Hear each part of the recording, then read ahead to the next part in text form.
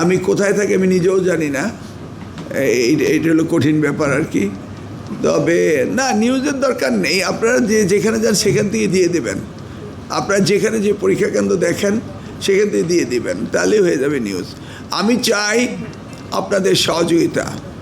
আপনারা যারা জুনিয়র সাংবাদিক রয়েছেন আর যারা সিনিয়র রয়েছে, সিনিয়ররা জানে যে 2001 সালে আমি এই বিষয়ে কতটা সিরিয়াস ছিলাম। অতএব সেই সময়ে এত মিডিয়া ছিল না, তারপর আমরা নকল প্রতিরোধ করতে পেরেছিলাম।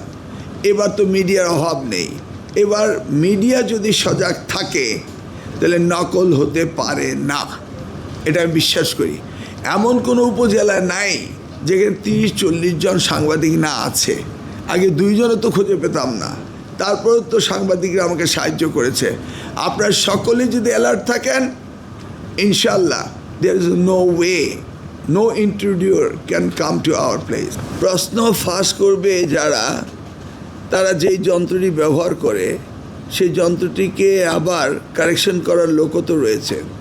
সাইবার ক্রাইম যেন আমার এই সেক্টরে না হয়, এটা আমার অনেক দিন ধরে পূর্ব প্রস্তুতি আমার ছিল।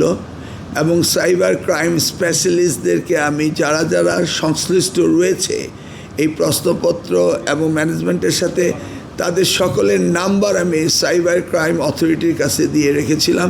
ইফ এনিথিং হ্যাপেন্স তারা ইমিডিয়েটলি লোকেট করতে পারবে, কোথা থেকে লোকেট করতে পারবে এবং সেটাকে কীভাবে ব্যবস্থা নেওয়া যায় সেই ব্যবস্থা সব কিছু কিন্তু বাংলাদেশে রয়েছে।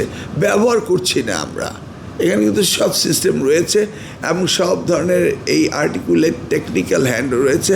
তো এগুলি নিয়ে আমরা প্রিপারেশন রেখেছি। দেখা যাক, তারা ট্রাই করুক, আমরাও ট্রাই করি, দেখা যাক। Let's face the problem, but I am ready to face the problem, I am prepared.